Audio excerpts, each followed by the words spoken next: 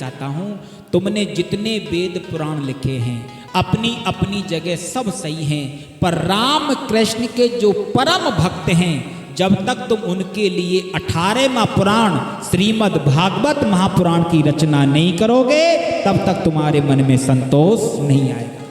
वेदव्यास जी ने कहा, देव ऋषि अब मेरा बुढ़ापा आ गया, मुझे आंखों से दिखाई नहीं देता, कानों से सुनाई नहीं पड़ता, अब भागवत को लिखना मेरे बस की बात नहीं है।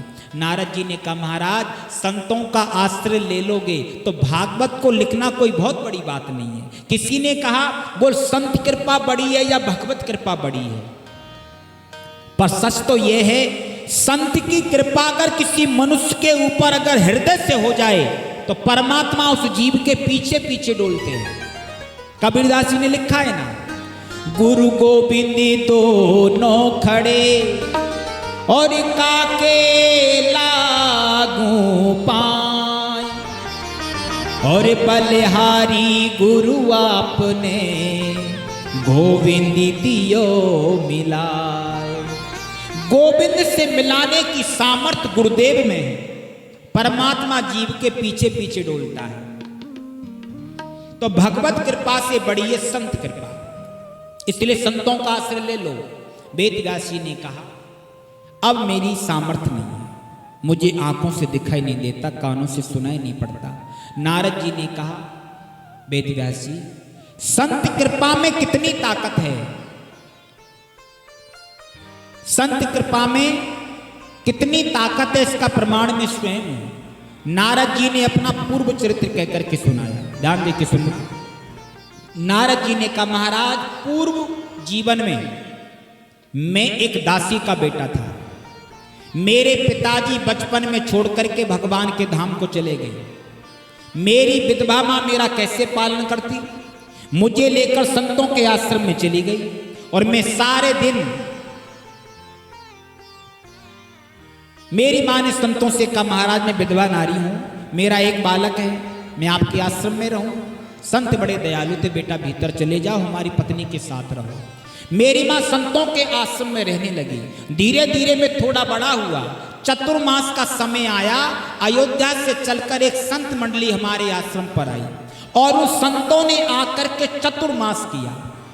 मेरी मां मुझे गोदी में लेकर संतों के सामने बैठ जाती, और मैं संतों के मुख से सत्संग सुनता।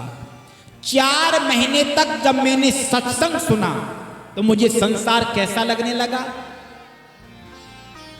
मोहे निसा जग सोबो निहारा, मोहे निसा जग सोबो निहारा, मोहे निसा जगे सोबो निहारा, मोहे निसा जगे सोब निहारा।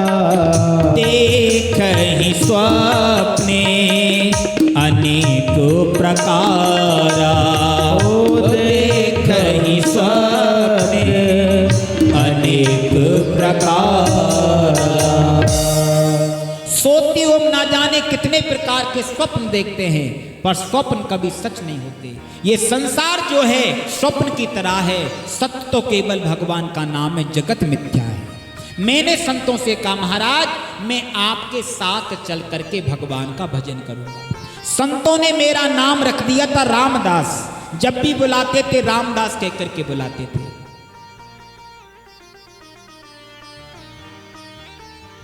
मैंने संतों से कहा, महाराज मैं आपके साथ चल करके भगवान का भजन करूंगा। संतों ने कहा, रामदास चिंता मत करो, हम जब जाएंगे तो मैं अपने साथ ले चलेंगे। संतों का जब जाने का समय आया, ना जाने मेरी माँ को कैसे पता चल गया कि मेरा बेटा संतों के साथ जाना चाहता है। मेरी विधवा माँ संतों के चरणों में गिर करके रोने लगी, महाराज मैं विधवा नारी हूँ और ये मेरा एक बालक है, इसे तुम अपने साथ ले जाओगे तो मैं मेरे बुढ़ापे को कैसे काटूंगी। अब संतों ने सोचा, हमने रामदास से कह दिया साथ ले चलेंगे, पर मां मना कर रही है। संत जाने लगे तो बालक चरणों में गिर गया, महाराज मुझे छोड़कर के मत चलो, मैं आपके साथ चल करके भगवान का भजन करना चाहता हूँ। तो संतों ने समझाया, रामदास, पुत्र के जब तक माता पिता जीवित होते हैं तब तक पुत्र को मंदिर जाने की जरूरत नहीं, तीर्थ करने की आवश्यकता नहीं, गंगा नहाने की जरूरत नहीं। सारे तीर्थ, सारी नदियां, सारे धाम माता पिता के चरणों में ही निवास करते हैं।